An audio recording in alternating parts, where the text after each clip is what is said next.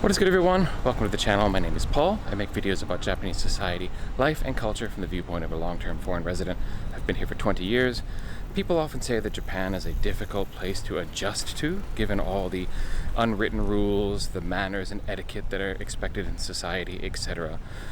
Some people will point out that it's even difficult for Japanese because you have a lot of thousands of Japanese people who become hikikomori, or shut-ins, basically people who can't take the expectations of society and shut themselves off from it. Others will say that if you're just conscientious, you're trying to read the room, you're trying to watch people, how they're acting around you, and you try to fit in, you'll be just fine, so it's not that big of a deal. And finally, others will say that, hey, you're a foreigner, so if you make a mistake, the Japanese don't expect you to have done it correctly anyways, so it's easy, basically a get out of jail free card. A card that I would caution against playing. I would say that if you do make a mistake culturally or etiquette-wise, you should, own up to it, perhaps apologize for it if that is appropriate. So today, I want to share with you a few instances going back deep into my memories of when I first arrived in Japan, of things that I got wrong, manners or etiquette or societal norms that I didn't follow correctly, so that by watching this you can learn from my mistakes and you can laugh at me if you want. And if you are another long-termer like me, please add your experiences down in the comments as well, so that would be cool to read what others have had in their past experiences of things they got wrong or messed up in society. So I'm gonna start right away with talking about Omiyage. Omiyage is the gift-giving culture of if you go on a trip and you come back from that trip, you give some kind of gift to coworkers, neighbors, friends, depending on what your relationships are with people. And so I was working in a junior high school, and the problem with Omiyage started right away because in the manual in the exchange teaching program that I was coming to Japan on originally, it talked about bringing something from your home country to the English teachers that you're going to be working with. I was working with 5 English teachers, so I needed to come up with some little presents to give to them. But the book or manual was just really, really short on actual ideas or examples of what appropriate omiyage is. In fact, what was suggested, if I remember correctly, was things like, keychains or something that's representative of your hometown, like has the name of your hometown on it, or something like fridge magnets or whatever it might be. And the thing is, those are absolutely nonsense ideas. Unfortunately, the much better omiyage to bring is actually perishables. If you can bring some kind of sweets, treats, cookies, or something that's food, that's generally a much better omiyage. And I say this because I remember seeing one of my teachers open their drawer of their desk, and inside the drawer I caught this glimpse of just a pile of keychains that said like Colorado and Hawaii and New York. They had clearly been given these trinkets from all of their assistant language teachers over the past however many years that they've been English teachers, and I just given them another thing for their junk drawer, basically. And it was at that time that I was learning about the real omiyage culture, which was, I was traveling around to other places in Japan because I wanted to see as much of Japan as I could. In those days, my expectations were that I was going to be in the country for maybe 2 years or so. I wasn't planning to stay here forever at that point. And even then, I made mistakes. Like, I went to China in my second year while in Japan, and I thought it'd be a great idea to bring back Chinese tea for my teacher group because we had kind of a shared space where we would make coffee and tea, and we'd pay a little bit of money, and basically someone would go out and buy these supplies, and omiyage would often be shared there as well, like a box of something would be opened there for everyone to try some. And well, Japanese have a lot of pride in their homegrown tea. No one wanted to have any of the tea I bought in China. I ended up drinking it all by myself over a couple of months, and I've learned my lesson that you're not always going to get Omiyage right, and I guess maybe the thought counts to some extent, but you probably will make mistakes in terms of things you buy. My number one recommendation is don't go cheap when you travel. You can buy the really super cheap, not very tasty butter cookies, or you can actually find out what is kind of the famous sweet or treat of that area, and that will be much more appreciated by people that you take those things back to. And don't buy the cheapest thing on the table in the shop. Buy something that, well, think of it this way. Would you actually want to eat it if someone brought it back for you? So yeah, Omiyage is a bit of a minefield when you don't have that much experience in it. I actually made a whole video about Omiyage maybe 3 years ago now. I'll link that below. I give more tips and tricks in there. I made some of the minor errors that you hear a lot about in foreigner circles, like I wore the toilet slippers out into the rest of the restaurant once. Like, just wasn't thinking. I put the toilet slippers on for the toilet, and then when I came out of the toilet, unthinkingly, I just kept walking in the slippers. Someone pointed them out and laughed at me, and yeah, embarrassing foreigner moment. I also bought one of the bunches of flowers that are used for decorating grave sites in Japan and used it as a centerpiece for my dinner table, like my kitchen table. And a friend pointed out, like, where did you get those flowers? Why are those there? And I'm like, I just wanted some flowers on the table. And they're like, that's for funerals. Thank goodness I didn't buy my girlfriend at the time that bunch of flowers. That would have looked really bad. Oh, speaking of the girlfriend, I also brought back stupid Omiyage for her back in the beginning too. She's now my wife, so it didn't break the deal. But yeah, I remember I brought back this stupid t-shirt from Kyoto the first time I went there, which was, that's not what you buy a girlfriend, or that's not what you buy Japanese people as Omiyage in general. I basically bought a souvenir that a Westerner would buy, but I didn't know yet. So yeah, that was a problem. And speaking of my girlfriend, now wife, probably one of our biggest early fights was over a complete cultural difference, that we misunderstood each other's motivations, or actually she misunderstood my motivations. I was thinking of the problem from a very American standpoint, and she was coming from the Japanese standpoint. My friend Mike was visiting from the United States, and he was feeling ill. In fact, we checked and he actually had a fever. And we were just playing video games, and I was like, Mike, how are you feeling? He's like, oh, I'm okay. Like, I'm fine. Don't worry about me. And my girlfriend basically said, you should take Mike to the clinic and get him checked out. He might need some medicine. He might have an infection or something. And I talked to Mike and was like, you want to go to the clinic? You want to get checked out? And he's like, no, I'm totally fine, dude. Don't worry about it. And being an American, I took that at face value. And that's what Mike expected me to do, of course, being American himself. My girlfriend was absolutely pissed off. Like, she ended up getting together with a couple of mutual friends. One of them, my good friend Jason, who did his best to explain things to her from the American point of view. But the way she was thinking about it is that I was being this terrible friend.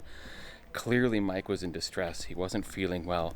He was, of course, putting a good face forward, saying that, oh, I'm fine, don't worry about me, when in actuality, she was reading that as tatemae, like not his real feelings. He was just saying that to be polite, whereas, Americans, we're just going to say, no, I'm fine, don't worry about me. Besides, healthcare is so expensive, I'm not going to the doctor, right? But in Japan, she saw that as just like he was saving face, like trying to be, downplay the issue, and I was being the horrible, terrible friend who wasn't then taking him to the clinic. Like, I was being selfish, like I wanted to just sit there and play video games, and I didn't care about my friend's health. Whereas, my point of view was, he said he's okay, and Americans basically say what they mean. So it was one of those classic mix-ups in terms of what is being put forward as truth or not, in terms of what a person says. Is it tatemae? Just they're saying it to be polite or to keep smooth relationships, Or is it honne? Is it their real feeling or what they really think? And back in those early days, I didn't have any sense really of tatemae, and so everything was honne for me. Like, I said what I said, and that's what I mean. And my friend Mike, who's from America like me, is certainly doing the same thing. And so, that was one of the biggest early mix-ups of cultural differences. And that was something that I had to learn how to navigate, to begin to recognize when someone was saying something to be polite, when someone was saying something just to, try to smooth the relationship, keep things going along nicely, or when they were actually saying what they actually felt or what was their actual truth. And that's just something you have to get a feel for after living here a while and, begin to recognize how things are expressed in Japan. There are, however, some things that you should never say lightly, even if you think you're just kind of downplaying, your ability or downplaying what you're going to try to do for someone. Because I once had a Japanese friend ask me for a favor, and I was replying like, yeah, sure, I'll get on that. I will definitely do this for you.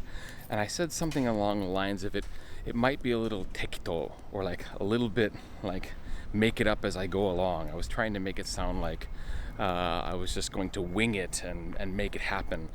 And the look of horror on my friend's face when I said tekito, like I'm just gonna wing it. I'm gonna do not chuto hampa, not like I'm gonna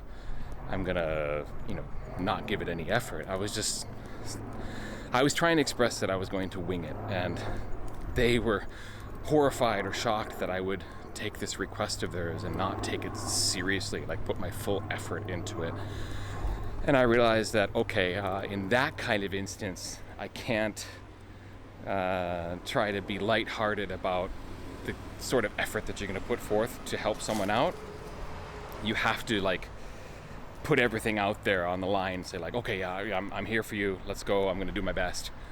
Ganbarimasu. This is what's going to happen.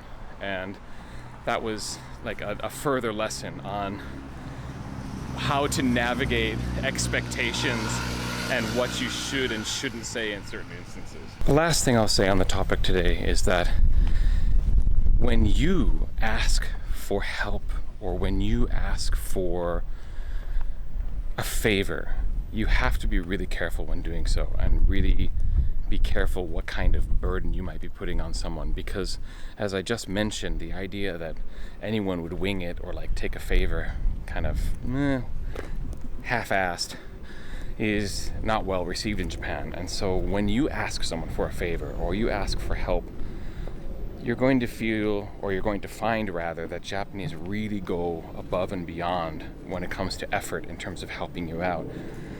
Probably something that many tourists have experienced here, at least. You ask staff where something is in a store and they will physically lead you to the item. An above and beyond effort to, help you with your request. Well, with friends or family members, it can be, or co-workers, it can even be more extreme. And so because everyone's going to put their full effort in, if it's something you can probably do yourself, try to do it yourself, or try to do as much of it as you can and just get some kind of help with the remainder. Be sparing in how often or how much you ask for in relationships, because you can start to be seen as a burden.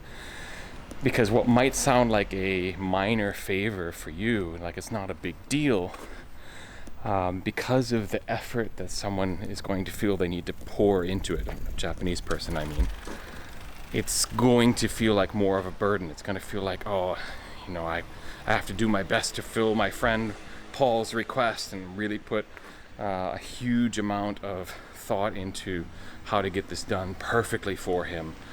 And you end up being, sort of burdensome on your acquaintance, your coworker, your friend, your family member. And so that's something that took a little bit getting used to. Things that I would ask people for help on, or ask for, some advice or something, thinking it wasn't a big deal. And in America, something equivalent would be just not a very big deal.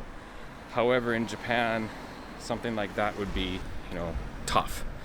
There were instances like one I actually told a story last week with my board of education. I needed to go somewhere in Tokyo, and they ended up saying, just don't go, it's too hard. This is back in 2002, before there was a lot of internet maps and things like that, so they were afraid I was going to get lost. I told that story last week in the context of I should have just gone to Tokyo, and if I'd gotten lost, you know, apologize for having caused any trouble. But asking for permission to go to Tokyo got me refusal. Well, this week it's the same story, but also the angle needs to be understood that they really went out of their way to try to figure this out. Before they said no, before they said, oh, it's too complicated, you can't go to Tokyo, they spent probably a half hour pulling out maps, discussing with each other. And this is back when I didn't understand much Japanese, and so they were talking and talking, and I didn't really know what they were talking about at that time. But they were clearly, trying to puzzle this out for me. And I think at least one phone call was made, maybe to the train station or something. They were trying really hard to figure this out for me, and then just made the judgment call that it was too complicated and that I shouldn't go. But the thing is, they made that effort at first. They really poured out their heart into trying to figure out, our new foreign teacher really wants to go to this place in Tokyo, so let's figure it out for them. And keep in mind, this is in the middle of the workday, right? So, I'm actually taking these people away from what they are actually supposed to be doing. So I was definitely a burden on them for 30 minutes, and they probably were like, some of them at least were probably thinking that, this new teacher is mendokusai, he's gonna cause problems like this, want to do this, that, and the other thing, and he's gonna ask us to help him figure it out. So I think the lesson learned on both sides that day is that, I shouldn't go to them to ask for any favors or help. And since that incident and other incidents like it, I've learned that I should be sparing when it comes to asking people for help and asking people for favors, because I don't want to be a burden on them. Okay, I hope that this was informative, helpful, useful. Ask questions in the comments if you have any. Again, if you're a long-termer like me, share in the comments your own experiences, things that you had trouble or mistakes you made in your early days in Japan, or maybe still are making in Japan, I don't know. But let us know in the comments either way. Thank you so much for watching the channel. The best way to support is to like, subscribe, share this video with people who might be interested with it. There are direct ways to help the channel if you want to. For example, oh hi, there's a dancing kamakiri here. There are also more direct ways to help the channel. I have a few sponsors that if you use my link and code, you get discounts on Japanese language lessons, as well as SakuraCo snack boxes, that sort of thing. I also have my own woodblock print shop where prints that I've personally purchased I've put on sale, and you can check that out. Those are all linked in my description below. But at the end of the day, thank you for watching this particular video, and I'll catch you on the next one. Peace.